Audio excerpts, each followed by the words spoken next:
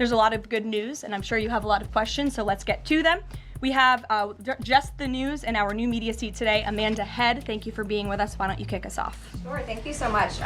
There is a disturbing trend of anti-Semitism turning into terrorism. Of course, the Boulder, Colorado instance that you just mentioned, the 2 Israeli embassy staffers who were murdered, Pennsylvania governor's mansion with the Jewish governor inside getting set on fire. Does the president consider this domestic terrorism, and as such, are there official alerts to law enforcement, BOLOs, task forces, things like that?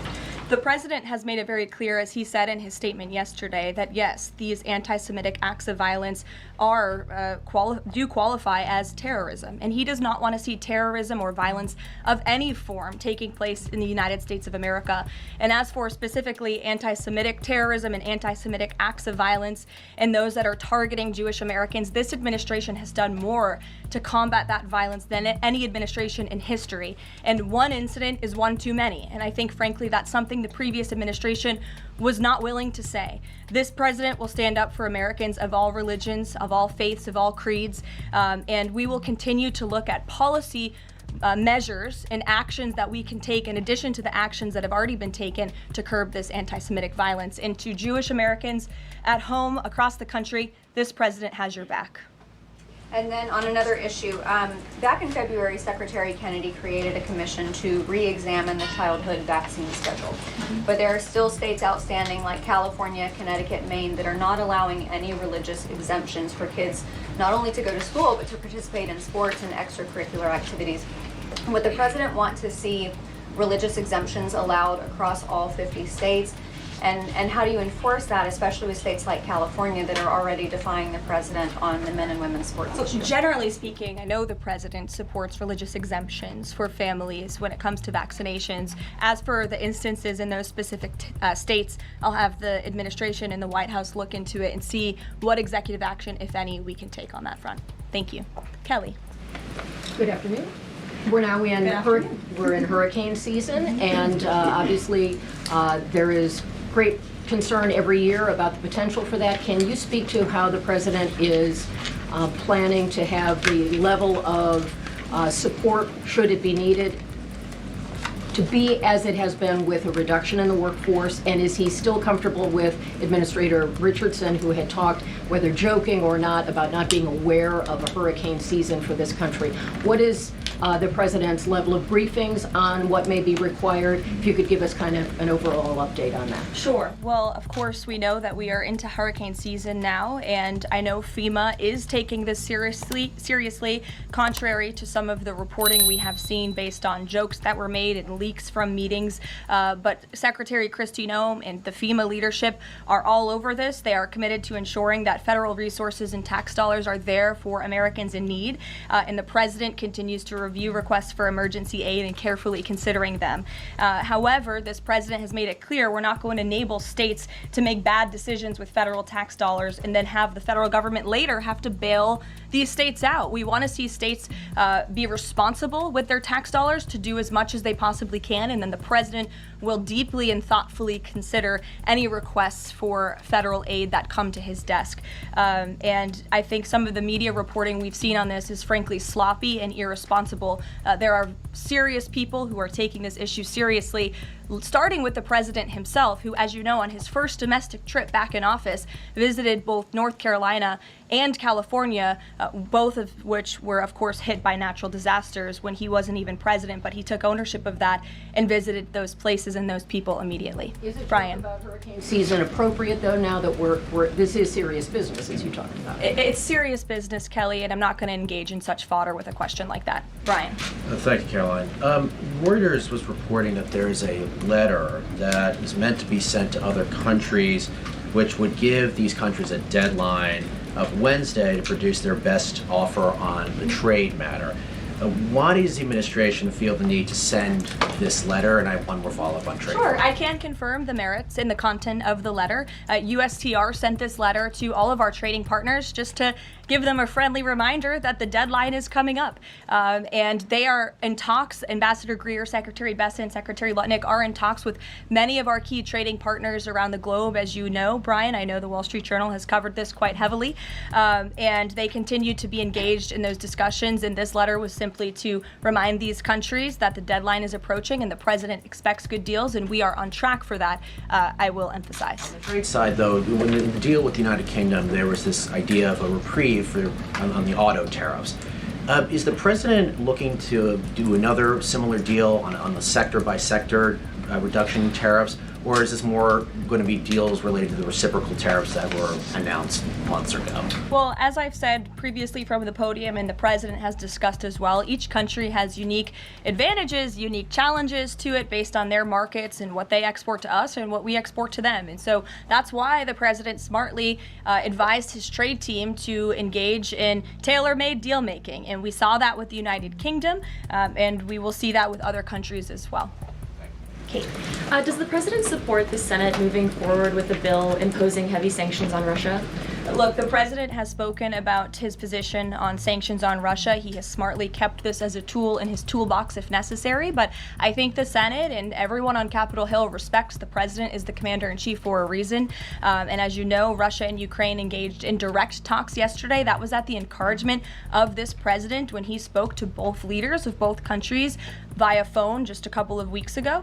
And so I would just like to remind everybody how far we have come in just 4 months. I mean, it was inconceivable last year at this time for Russia and Ukraine to be engaged in direct talks. And it's because of the president's insistence and determination to get this war to an end that these countries sat down yesterday. So he's willing to use sanctions if he needs them, and the Senate and the Capitol Hill understand that the president is the commander-in-chief and he's leading United States foreign policy as he should. And on Iran, the president said that the U.S. would not allow for any uranium enrichment, but the proposal offered to the Iranians reportedly allows for low levels of enrichment. Can you explain that discrepancy? I'm not going to comment on alleged details of the report. We're not going to negotiate through the media out of respect for these ongoing discussions and negotiations that Special Envoy Witkoff is leading. The president made his position very clear on Truth Social last night. In fact, it couldn't be any more clear, and I would reiterate that's his position. Special Envoy Witkoff sent a very detailed and acceptable proposal to the Iranian regime that the president hopes they will accept. And if not, they will face grave consequences, as the president himself has reiterated. Sure. Thanks, Caroline. You're welcome. A couple of things, if I may. Firstly, can you confirm whether or not President Trump is going to be going to the NATO summit in The Hague later this month? I can confirm he will be going to the NATO summit, yes. Great, thanks. And another question on the Netherlands, in fact. Just wondering if you have any reaction to the collapse of the Dutch government there after the anti-EU and anti-Islam leader Geert Wilders, who's been described as the Dutch Trump, pulled out of the government there. I don't have a comment on that, but certainly we should and we will get you one, okay? Thanks. You're welcome. Brett.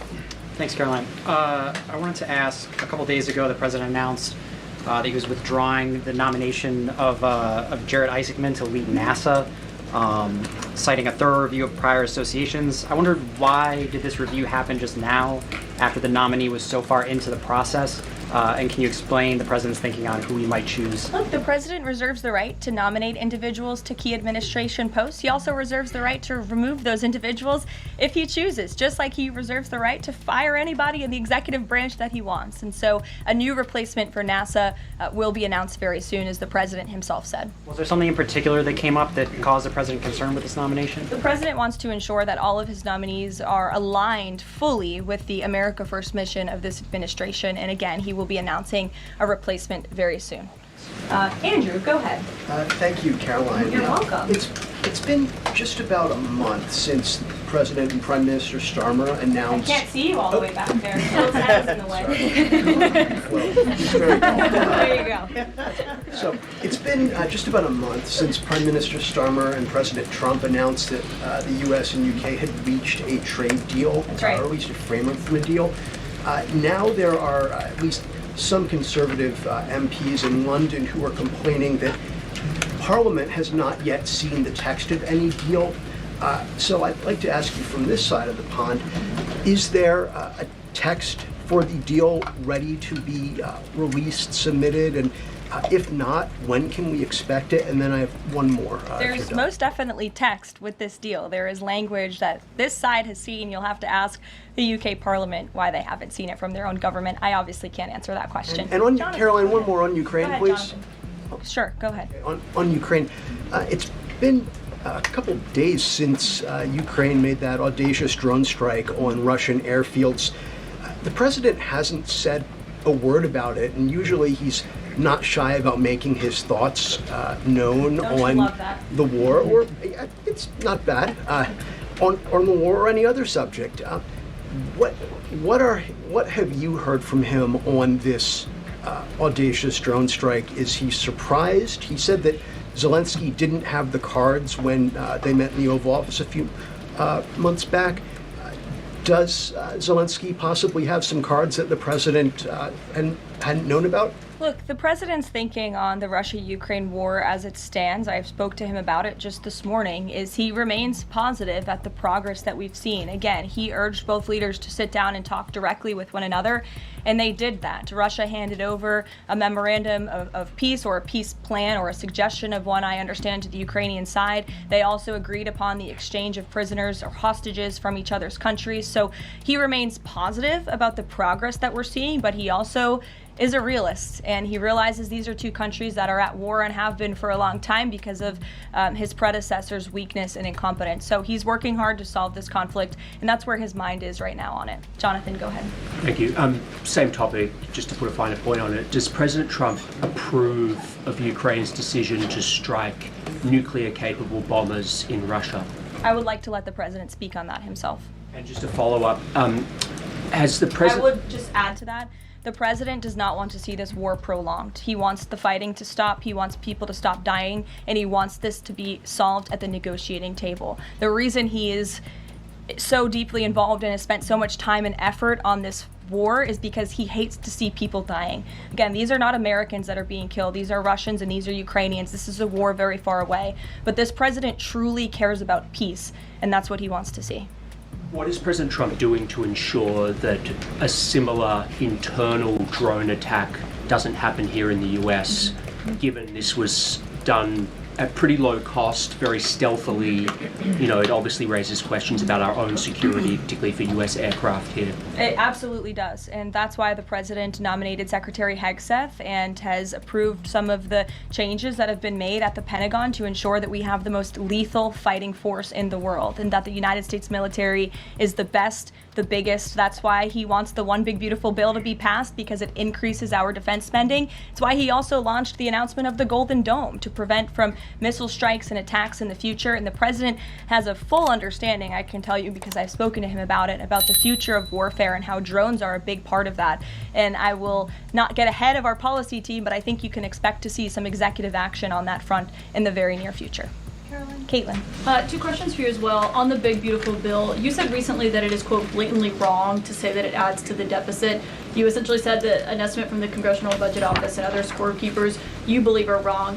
But Republicans like Ron Johnson and Rand Paul disagree. They are saying that it will add to the deficit. That is their concern. Is the White House's position that those two Republican senators are, quote, blatantly wrong? It is. Those senators, it's not news that they disagree with this president on policy, and the president has vocally called them out for it and for their not having their facts together.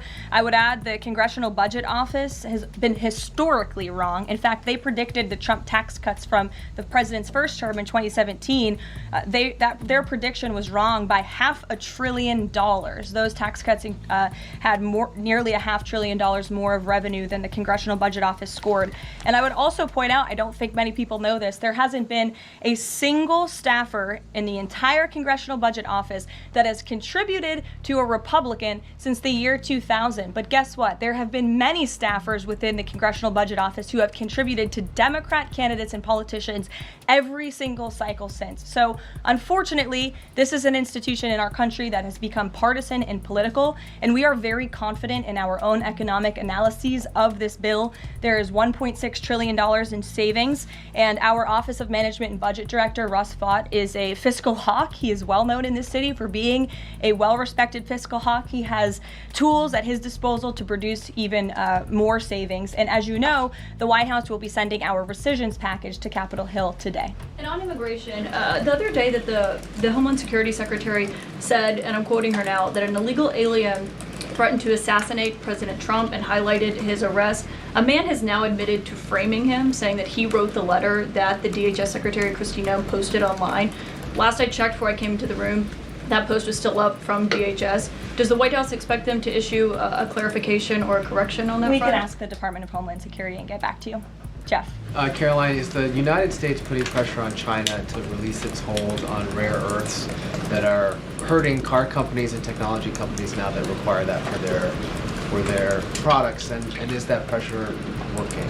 Well, I can assure you that the administration is actively monitoring China's compliance with the Geneva Trade Agreement. I know the United States, on our end, we have complied with the terms that we set, and our administration officials continue to be engaged in correspondence with their Chinese counterparts. And as you all know, and I know there's a lot of interest in it, there will be a leader-to-leader talk very soon. And when that happens, as always, we will let you know. Also in Asia, just does the White House have a reaction to the results of the election in South Korea? Yes, we do. In fact, let me find it here for you. Should be somewhere in here. Thank you. We do not, but I will get you one, Jeff. Go ahead. Thanks, Caroline. Two questions on trade. Is this letter that was sent to trading partners a sign that the president isn't satisfied with the pace of these negotiations? Is he trying to light a fire under these talks now? Well, look, the president has been very direct to our trading partners in his conversations with them, with foreign leaders directly, that they need to cut deals with the United States of America. The tariff agenda of this president, he believes very strongly in it. And as you've all seen, he's unafraid to use tariffs to protect our industries and protect our workers. But he wants to see these tailor-made deals be signed. And I will tell you, of course, I never want to be the one negotiating with the press about these internal discussions and deliberations. But our team, who is deeply involved in this, sees these deals moving in the right direction. In fact, Ambassador Greer is in Paris right now meeting with many of our trading partners. We should still expect this flurry of deals in the next 36 days, and the plan is still for those full tariffs to go back into effect on July 9th. The plan is for the announcement of these deals to be made very, very soon, yes. Sure. Thank you, Caroline. You're welcome. So Governor Whitmer confirmed that she spoke with President Trump about the possibility of pardoning the plotters against her, the kidnapping case. She didn't give us an idea of what the president's reaction was to that. Do you have any information about what he said?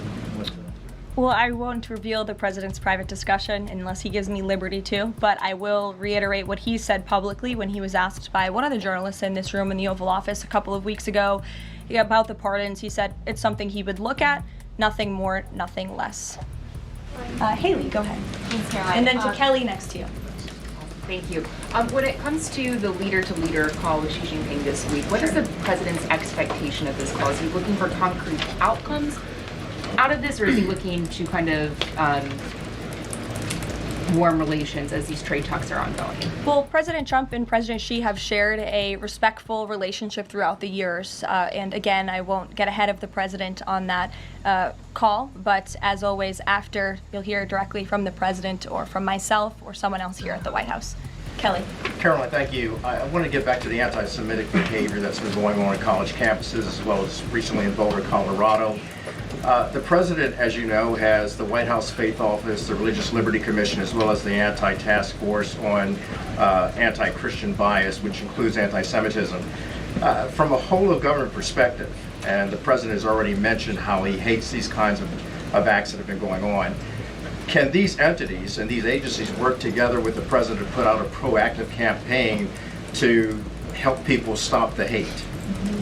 I think the president himself has been leading on this, Kelly, and has been incredibly clear in his rhetoric that he is not going to tolerate such hate or behavior in the United States of America. And you will see that rhetoric being followed up by action from the Department of Justice, who is seeking to prosecute these cases to the fullest extent of the law. And I know the Attorney General and the FBI Director were very quick to call this what it was, targeted terrorism. And there was some I think criticism from the media and well, at least pundits I saw on television saying, are they too quick to jump here? No, they see the facts and they reveal those to the American people, and they're transparent. And I think, frankly, that's a breath of fresh air from what we experienced in the previous administration. Are there programs that they can put in place to campaign against this kind of violence, to actually take the whole approach to say, we want to get ahead of you. If you're thinking it, don't do it. And if you're going to do it, sit down and talk to someone within the Faith Office, within the Religious Liberty Commission, as well as the task force. Yeah, surely. It's a good idea, and I'll pass it along to them. Peter. Thank you, Caroline. When you look at these last-minute Biden pardons, the big ones, Biden siblings, Fauci, January 6th committee. That's right. Most of the big ones have the same very neat signature. We would expect that probably to be the auto pen. There is one that looks different. It looks authentic. In fact, if you look at the last name, it almost looks like the president was having a hard time spelling his last name there. Is this White House of the opinion that the only pardon that would count is one that the president signed himself? It's very interesting. Very interesting props. If you want to bring them to my office later so I can take a closer look, I would like to do that. The president is making a good point when he discusses the usage of the auto pen. Who was running the country for the past 4 years? Perhaps those documents were signed with the auto pen, something that this, I believe the Department of Justice is looking into. As you saw, Ed Martin made an announcement at the Department of Justice this morning to launch an investigation because the American people deserve answers. Is there any concern that this president, who won the election on a promise to fix the economy and close the border, that focusing and scrutinizing these Biden pardons is looking into the past instead of looking forward? I think in comparison to the amount of time this president has spent on securing the border, on fixing our economy, I just read out for you an entire list of economic accomplishments. Look at the border numbers, look at the time and effort he's divulged into solving the global conflicts abroad. It pales in comparison, but it still, nevertheless, is a very important issue. And it was a huge issue that sent the president back to this White House. The Americans saw with their own eyes a mentally incompetent president, and they want answers for that. And the president believes they should have And them. something that just Go crossed ahead. Caroline, how mad do you think President Trump is going to be when he finds out that Elon Musk said, "I'm sorry, but I just can't stand it anymore. This massive, outrageous, pork-filled congressional spending bill is a disgusting abomination. Shame on those who voted for it. You know you did wrong. You know it." Look, the president already knows where Elon Musk stood on this bill. It doesn't change the president's opinion. This is one big, beautiful bill, and he's sticking to it. Tamara. Thank you. The National Security Council was reorganized, or some staffing changes were made the Friday before Memorial Day. I'm hoping you can explain sort of the new structure, what the structure is of the National Security Council, what the goal is in terms of staffing levels. You know, what is the new National Security Council mode? Well, as with everything in this White House, it is a top-down approach. The president is here. He is president. He's not an auto pen like the previous president was. He's very much involved in literally every policy discussion and decision that takes place. And we felt it was best to reorganize the National Security Council to respond to that top-down approach that we have here in this White House, and to streamline the efficiency and the effectiveness of the National Security Council. And I would add that Secretary of State Rubio and now National Security Advisor Rubio is doing a tremendous job at leading the National Security Council. He knows the president. He understands where the president is on these issues. He's great to work with here at the White House. I can tell you that. I appreciate seeing him a lot more in the building. And he and the president and the entire National Security Council, who's made up of great patriots who love this country, are doing a tremendous job on the many conflicts around the world that this administration inherited. Is there a goal staffing level? I'm sorry? Is there a goal for the staffing level, like the number of people who would be in this National Security Look, we Council? just want the National Security Council to be as efficient as possible, and if staffing needs are necessary, I'm sure Secretary Rubio would not mind hiring people if necessary, but again, we've been working with them day in and day out, and they're chugging along and doing great work. Sure. Thank you, Caroline. Two questions, if I can. President Trump got involved himself in presidential election in Poland by supporting a conservative candidate who ultimately won. Yeah. What does it mean for the future U.S.-Polish relations? What's likely to change? Well, I believe the president is obviously pleased to see the result of the Polish elections. He met with Karol Nawrocki, if I'm pronouncing that correctly. Yes, Nawrocki. Okay, thank you. I appreciate your insight on that. He met with him at the White House, and he told them, you're going to win because you support common sense. And he supported strong borders in Poland. He supported an end to the woke, radical DEI stuff that we've seen not just here in the United States, but really take over Europe and frankly the whole world. He was very outspoken about that. And I was reading the reports about how the Polish people felt about this man, and they felt like he was putting the needs of Poland first. And that's a very refreshing feeling, one that we know very well here in the United States of America. So as you know, the United States and Poland have always had a very deep and strong relationship, friendship. They're a great ally, and I know the president continues to look forward to working with them. We have one more on Ukrainian drone attack on Russia. Was President Trump informed in advance by Ukraine that the attack is coming? He was not. Carrie. Caroline, so just want to go back to the issue on the anti-Christian bias as well as issues on anti-Semitic issues. Senator Grassley just put out a report saying that the FBI files have shown that the Catholic group targeting was way more prevalent within the FBI during the Biden era than was previously shown, as far as former FBI Director Christopher Wray was putting out there during congressional testimony. Can you discuss here what President Trump would like to see in terms of consequences within the FBI as far as those who were involved? Also, the second question, if the DOJ finds that the auto pen was used by President Biden, should those actions that were used with the auto pen, should they be null and void? I'm not going to get ahead of the Department of Justice's investigation into the usage of the auto pen. And again, the question is not, was the auto pen used? It's whether or not the President of the United States knew it was being used, and if not, who was using it in his name, which is clearly illegal behavior. Deanna. Thanks, Caroline. One on foreign policy, one domestic, if I can. Sure.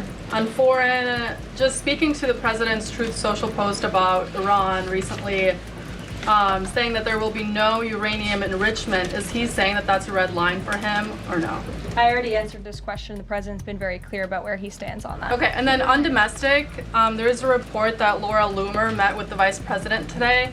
Can you speak to her relationship with the administration and if she's informally advising in any way? She is not. I do know she met with the vice president. As for what was discussed in that meeting, I would defer you to his team. Thanks, Caroline. I had one question on anti-Semitism, one question on China. So for years, radical leftists and Islamists have been calling for so-called globalize the Intifada.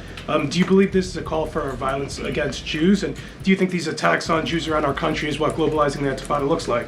I don't want to speak to the merits of those claims without looking into them, but as I said, any violence against Jewish Americans will be prosecuted to the fullest extent of the law. Absolutely, and also Secretary of State Rubio made an announcement saying he'll be revoking visas of certain Chinese students, including those with connections to the Chinese Communist Party. Does that include sons and daughters of politicians, presidents, and chairmen? Again, Secretary of State Rubio has the right to revoke visas, and he made the announcement that the State Department will begin to aggressively revoke those visas of Chinese students who are in our country, namely those with Chinese Communist Party ties, or those who could be a threat to our national security and the interests of the United States. To both of you, go ahead and then back to you. Thank you. There are now reports that Israeli forces are firing on Palestinians trying to get aid from the Gaza Humanitarian Foundation. Up to 20 people, according to the Red Cross, have arrived to the hospital that they've set up with gunshot wounds, have died from them. Is this administration aware of these? And I mean, what is being done to address this situation? The administration is aware of those reports, and we are currently looking into the veracity of them because, unfortunately, unlike some in the media, we don't take the word of Hamas with total truth. We like to look into it when they speak, unlike the BBC, who had multiple headlines. They wrote, Israeli tank kills 26, Israeli tank kills 21, Israeli gunfire kills 31, Red Cross says 21 people were killed in an aid incident, and then, oh wait, they had to correct and take down their entire story, saying we reviewed the footage and couldn't find any evidence of anything. Oh.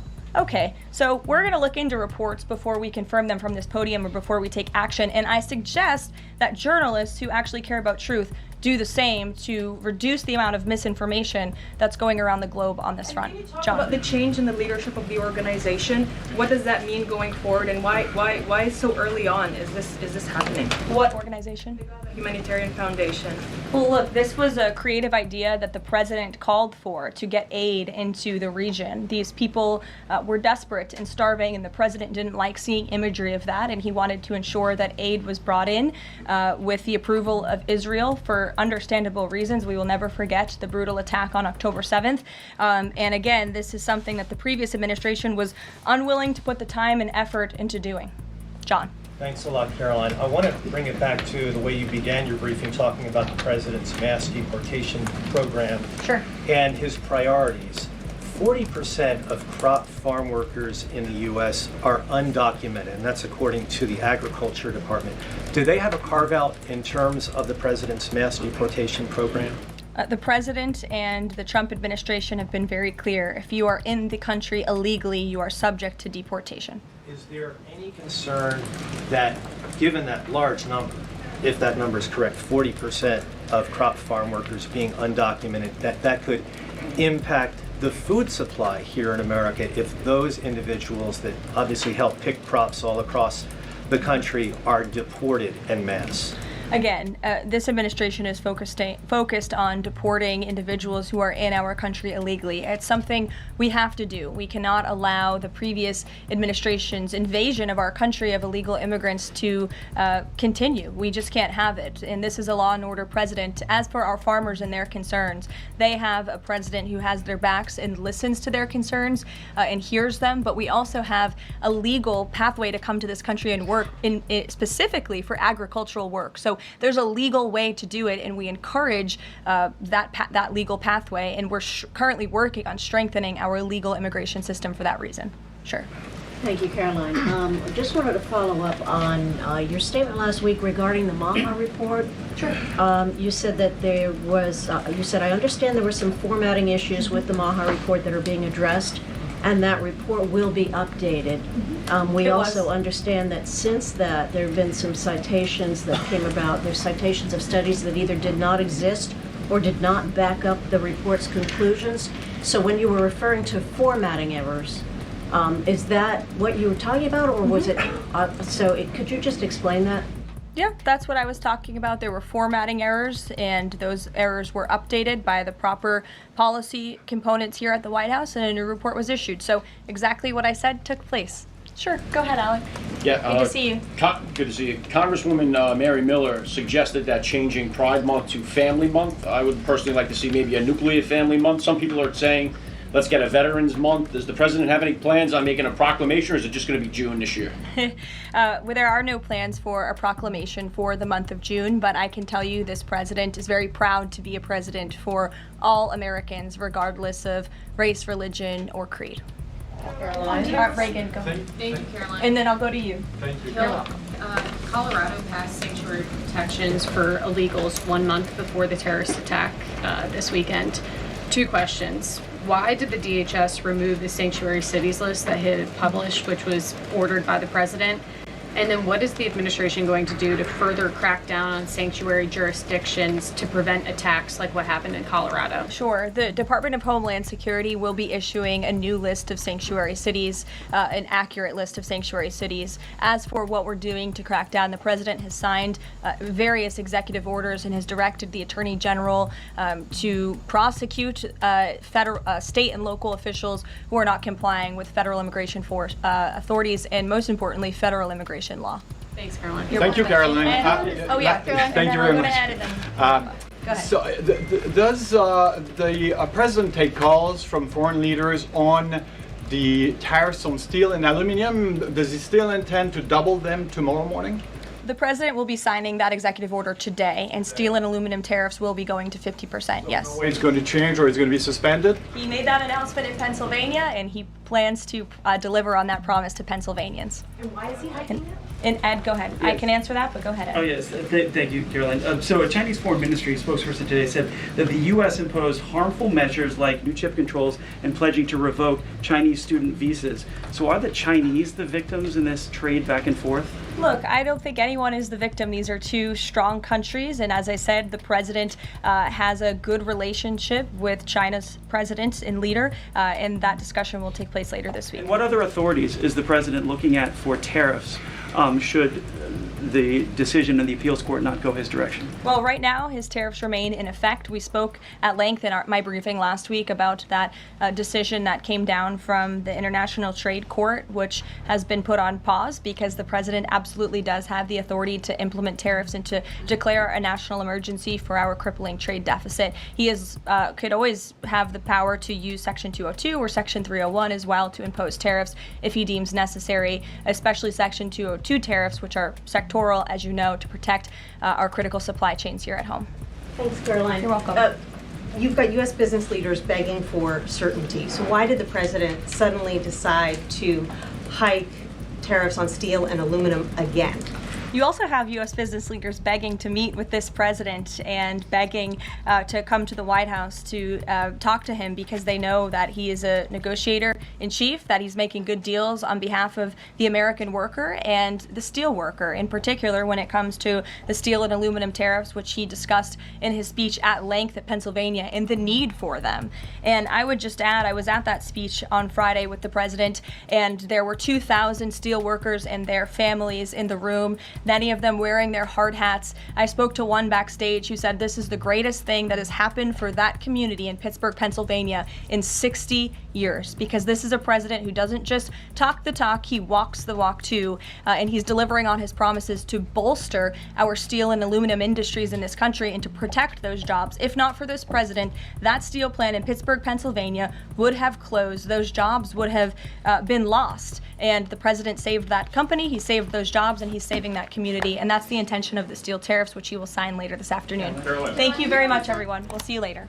Thank you. Friday for shade, what do you think?